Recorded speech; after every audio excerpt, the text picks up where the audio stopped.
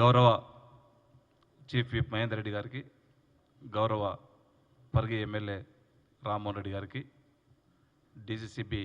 DCC Rangareddy జిల్లా అధ్యక్షుడు నరసింహారెడ్డి గారికి, రామ్మోహన్ గారికి, కల్వ సుజాత గారికి, మధుసూదన్ రెడ్డి గారికి, వేదిక మీద ఉన్నటువంటి పత్రికా సోదరులకు అందరూ కూడా పేరు పేరు నమస్కారాలు తెలుపుకుంటూ, నిన్న షాబాద్లో జరిగినటువంటి ఘటనకు తీవ్రంగా ఖండిస్తూ ఉన్నాం. ఎందుకంటే కేటీఆర్ చెప్పిన అన్నింటినీ కూడా ఒక అద్భుత కల్పనలాగా పచ్చి అబద్ధం మాట్లాడుతూ ఉన్నాడు. ఆయన జనాలను ఓటమి గత అసెంబ్లీ ఎలక్షన్లో వాళ్లకు తగిన తెలంగాణ ప్రజలు మంచి తీర్పు ఇచ్చిండ్రు.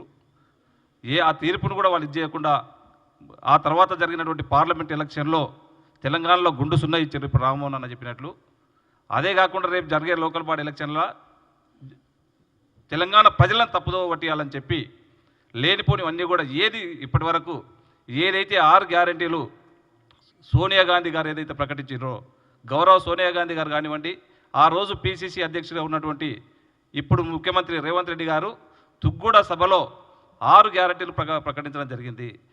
సోనియా గాంధీ గారు ఒకసారి ప్రకటించడం అంటే శిలాశాసనంతో సమానము. గతంలో ఏదైనా చేసిండ్రు తెలంగాణ ప్రజల కంటే కాంగ్రెస్ గవర్నమెంట్నే సంక్షేమ పథకాలు అనేది తెచ్చింది. ఆ రోజు ఇల్లు వచ్చిన కాంగ్రెస్ గవర్నమెంట్లో వచ్చింది, బీద బడుగు బలైన వర్గాలకు పింఛన్ వచ్చిన కాంగ్రెస్ గవర్నమెంట్లో వచ్చింది. మళ్ళీ తెలంగాణ ప్రజల ఆశీర్వాదంతో తెలంగాణలో కాంగ్రెస్ గవర్నమెంట్ తెచ్చుకున్న ప్రజలు ఖచ్చితంగా గౌరవ ముఖ్యమంత్రి రేవంత్ రెడ్డి గారు ఏదైతే ఆ రోజు 6 గ్యారెంటీలు చెప్పిండ్రో ప్రమాణ స్వీకారం చేసిన ఎంబడే ఆ రోజు ఉచితంగా రవాణా బస్సు సౌకర్యమే కానివ్వండి, 200 యూనిట్ల ఫ్రీ కరెంటే కానివ్వండి, 500లకు సిలిండర్ ఏదైతే చెప్పినామో అది కూడా ఇవ్వడం జరిగింది. వారన్నీ కళ్ళబొల్లి మాటలు చెప్తా ఉన్నారు. రుణమాఫీ కావాలేదని చెప్తా ఉన్నారు. గతంలో వాళ్ళు 10 సంవత్సరాల నుంచి చెప్పారు 1 లక్ష రూపాయల వరకు రుణమాఫీ చేస్తామని చెప్పి చారాన్ని ఇచ్చుకుంటూ దాంట్లో ఎంత రుణమాఫీ ఇచ్చిండ్రో వాళ్ళు ఒకసారి ఆలోచన చేసుకోవాల్సిన అవసరం ఉంది. అది మీకు అందరూ కూడా తెలుసు, పత్రికా మీకు అందరూ కూడా తెలుసు. వాళ్ళు మోసం చేసిండ్రు. ఆ రోజు దళితులు సీఎం చేస్తామని చెప్పిండ్రు. ఏం చేసిండ్రో ఒకసారి వాళ్ళు ఆలోచన చేసుకోవాలా. దళితులకు 3 ఎకరాల భూమి ఇస్తామని చెప్పిండ్రు. ఏ విధంగా ఇచ్చిండ్రో ఒకసారి వేదిక ద్వారా నేను కేటీఆర్ గారిని ప్రశ్నిస్తూ ఉన్నాను. మీలాంటి అబద్ధాలు చెప్పే పార్టీ కాదు. ఇంటికి ఒక ఉద్యోగం ఇప్పిస్తామని చెప్పిండ్రు. ఈరోజు మనం వచ్చినటువంటి 1 సంవత్సర కాలంలో దాదాపు 50,000 ఉద్యోగాలు గౌరవ ముఖ్యమంత్రి గారు ఈరోజు ఇవ్వడం జరిగింది. అదే కాకుండా సంక్షేమ పథకాలు కూడా ఈరోజు భారతదేశంలో ఎక్కడ కూడా రుణమాఫీ ఏ ముఖ్యమంత్రి గారు చేయనటువంటి సాహసాన్ని ఈరోజు మిగులు బడ్జెట్ మీరు అప్పచెప్తే ఆ రోజు మిగులు తెలంగాణ రాష్ట్రాన్ని అప్పచెప్తే ఈరోజు దాదాపు 7 లక్షల పైల కోట్ల అప్పు చేసినా సరే ఈరోజు మళ్ళీ తెలంగాణలో సంపద సృష్టిద్దాం, రైతాంగానికి ఖచ్చితంగా రైతు బాగున్నప్పుడే రాష్ట్రం బాగుంటుందన్న ఒక మంచి ఉద్దేశంతో గౌరవ ముఖ్యమంత్రి గారు ఆర్థికంగా ఎంత ఇబ్బంది ఉన్నా సరే దాదాపు 21,000 కోట్ల ఈరోజు రుణమాఫీ చేయడం జరిగింది. ఇది దేశంలో ఎక్కడ కూడా చేయలేడు మన గౌరవ ముఖ్యమంత్రి గారు చేసినందుకు. వాళ్లకు ఎందుకంటే జనాల్లో రెమ్యుటేషన్ పడిపోతూ ఉన్నది, వాళ్ళ ఉనికి కోల్పోతూ ఉన్నారు. దానికి వాళ్ళు ఏదో అబద్ధం చెప్పాలి. వాళ్ళు ఏదైనా కానీ నిజానికి వాళ్ళు అబద్ధం చెప్పి 10 సంవత్సరాల నుంచి జనాలకు అబద్ధం చెప్పుకుంటూనే 2 సార్లు గవర్నమెంట్ను వాళ్ళు ఫామ్ చేసిండ్రు. మళ్ళీ వాళ్ళు ఎక్కడైతే మరి లోకల్ బాడీలో కూడా మా ఉనికి పోతుందనే ఉద్దేశంతోనే మళ్ళీ ఆ కట్టుకథలు అబద్ధాలు చెప్తా ఉన్నారు. దయచేసి కేటీఆర్ గారికి వేదిక ద్వారా ఒకటే చెప్తా ఉన్నాం, నీవు అబద్ధాలు బంద్ చేసుకో. ప్రజాక్షేత్రంలో గత పార్లమెంట్లో పోరాడినాం, రేపు లోకల్ బాడీలో కూడా ఖచ్చితంగా మనం తెలుసుకుందాం.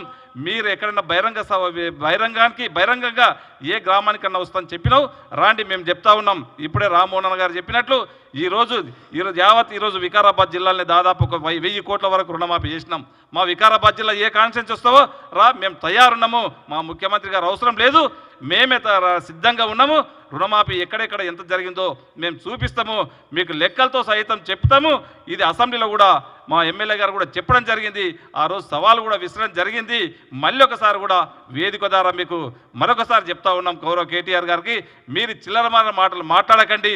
దయచేసి మీ ఉనికి పోతుందని చెప్పి మీరు ఈ విధంగా మాట్లాడితేనే మేము మీడియాలో ఉంటాము, దీంట్లో ఉంటామని చెప్పి మీరు చేస్తూ ఉన్నారు. అది మంచిది కాదు. మీరు ఏదన్నా ప్రజాక్షేత్రంలో మీరు వచ్చి బహిరంగంగా కొట్లాడాలి, కానీ చిల్లర పల్లర అబద్ధాలు చెప్తే బాగుండదని చెప్పి కూడా వేదిక ద్వారా వాళ్ళకి తెలియజేసుకుంటూ, ఏదైతే కాంగ్రెస్ గవర్నమెంట్ రేపు చేయబోతా ఉన్నాం, ఏదైతే చెప్పిందో గతంలో చేసింది తప్పకుండా ఈరోజు కూడా 6 గ్యారెంటీలు చేసే బాధ్యత మా ముఖ్యమంత్రి గారిది ఉన్నది, మాదున్నది. ఖచ్చితంగా చేస్తాం. రేపు 26 తారీఖు నుంచి ఎక్కడ కూడా జరగంది. రేపు రేషన్ కార్డులే కానివ్వండి, రైతు భరోసా కానివ్వండి, రేపు ఇందిరమ్మ ఇండ్లే కానివ్వండి, ఈ ఎకరకు భూమి లేని నిరుపేదలకు ఆ రోజు ఏదో నిరుద్యోగ వృత్తి ఇస్తామని చెప్పినాం. రేపు 26 నుంచే రేపు ఇంప్లిమెంట్ చేయబోతా ఉన్నాం. రేపు 21 తారీఖు నుంచి గ్రామ సభలు పెట్టి కూడా దాంట్లోనే డిక్లేర్ చేసి అందరూ కూడా ఆ రోజు చెప్పినటువంటి 6 గ్యారంటీల్లో 4 గ్యారంటీలు కూడా రేపు ఇంప్లిమెంట్ చేయబోతున్నామనే విషయాన్ని మీ ద్వారా వారికి తెలియజేసుకుంటూ ఖచ్చితంగా ఏదైనా కాంగ్రెస్ గవర్నమెంట్ చెప్పి ఏదైతే చెప్తుందో తప్పకుండా చేసే పార్టీ కాంగ్రెస్ అనే విషయాన్ని మీరు గ్రహించుకోవాలని చెప్పి కూడా మీరు మరొకసారి కళ్ళబొల్లి మాటలు మాట్లాడొద్దు. దీనికి రుణమాఫీ కాలేదు, ఈరోజు ఏ స్కీమ్లు అమలు కాలేవని చెప్పి ఆ మాటలు మాట్లాడొద్దు. అవన్నీ కూడా 6 గ్యారంటీలు ఇంప్లిమెంట్ అవుతున్నాయని చెప్పి కూడా మేము ఎక్కడికి పోయినా కానీ ఏ గ్రామానికి వెళ్ళినా కానీ సవాల్ని స్వీకరించడానికి సిద్ధంగా ఉన్నామని చెప్పి కూడా తెలియజేసుకుంటూ నాకు ఈ అవకాశం ఇచ్చిన వారందరూ కూడా మనస్ఫూర్తిగా ధన్యవాదాలు.